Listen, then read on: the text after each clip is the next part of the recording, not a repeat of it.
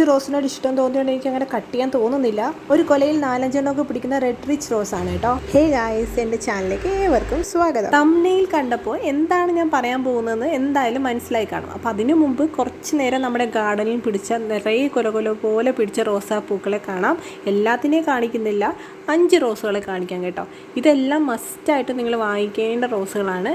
നിറയെ പൂക്കൾ പിടിക്കുന്ന നമ്മുടെ നാട്ടിലൊക്കെ കണ്ടുവരുന്ന എല്ലാ നഴ്സറിയിലും കാണുന്ന റോസാണ് കേട്ടോ. ഇനി നമുക്ക് കാര്യത്തിലേക്ക് കടക്കാം.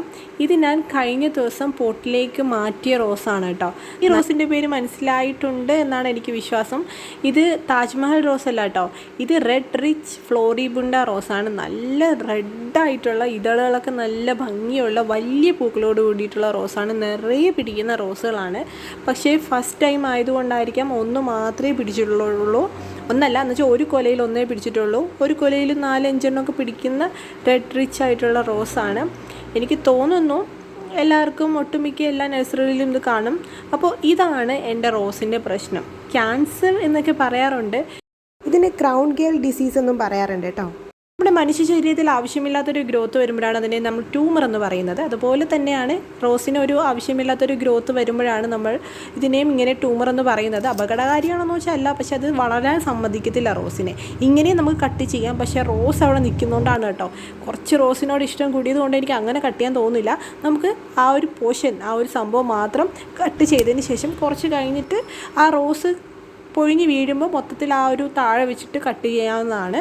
ഇത് എപ്പോഴും വരുന്നതെന്ന് വെച്ചാൽ നമ്മുടെ റോസിന് അനാവശ്യമായ ഒരു മുറിവ്, അതായത് തണ്ടിൽ എന്തെങ്കിലും ഒരു മുറിവ് വരുമ്പോഴോ അല്ലെങ്കിൽ എന്തെങ്കിലും ചെറിയൊരു പരിക്ക് പറ്റുമ്പോഴോ മണ്ണിൽ നിന്നോ അല്ലെങ്കിൽ എയറിൽ നിന്നോ ഉണ്ടാവുന്ന ഒരു ഫംഗൽ അല്ലെങ്കിൽ ബാക്ടീരിയൽ അഫെക്ഷനാണ് കേട്ടോ ഈ ഒരു ഗ്രോത്ത് എന്ന് പറയുന്നത്. ശരിക്കും പറഞ്ഞാൽ ആ ഒരു പൊസിഷനിൽ വീണ്ടും വരാൻ ചാൻസ് കൂടുതലാണ്. മാത്രമല്ല കട്ട് ചെയ്ത സാധനം നമ്മൾ പോട്ടിലോ അല്ലെങ്കിൽ വേറെ അടുത്തൊന്നും ഇടേണ്ട കാര്യമില്ല, നമ്മൾ ദൂരെ കൊണ്ട് കളയുന്നതാണ് ഏറ്റവും ബെറ്റർ എന്ന് പറയുന്നത്. ശരിക്കും ഇടയ്ക്ക് റോസിന് നമ്മൾ നിരീക്ഷിക്കണം കേട്ടോ, ഇങ്ങനെയുള്ള എന്തെങ്കിലും ഗ്രോത്ത് ഉണ്ടോ എന്ന്. എപ്പോഴും വരുന്നത് ആ മണ്ണിനും സ്റ്റെമ്മിനും അടുത്ത് വരുന്ന ആ ഒരു പൊസിഷനിലാണ് വരുന്നത്.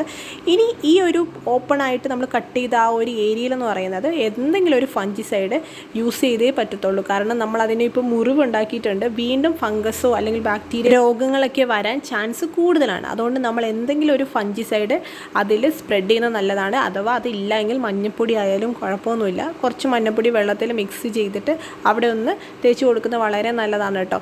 കൂടുതലും ഈ ക്യാൻസർ വരുന്ന നേരത്തെ പറഞ്ഞ പോലെ മണ്ണിനും സ്റ്റെമ്മിനും ആ ഒരു പോർഷൻ ഉണ്ടല്ലോ ഏറ്റവും താഴത്തെ, അവിടെയാണ് കൂടുതൽ വരുന്നത്.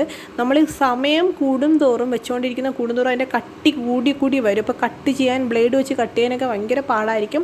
എപ്പോഴും നമ്മുടെ കട്ട് ചെയ്യുന്ന ആ ഒരു കത്തിയായാലും കത്രികയായാലും ആ ഒരു ബ്ലേഡ് ആയാലും സ്റ്റെറിലൈസ് ചെയ്യാൻ നോക്കുക. ഒന്നുകിൽ ഡെറ്റോളോ അല്ലെങ്കിൽ ഹൈഡ്രജൻ പെറോക്സൈഡോ സാനിറ്റൈസറോ ഉപയോഗിച്ചിട്ട് അതൊന്ന് ക്ലീൻ ആക്കാൻ നോക്കുക കേട്ടോ.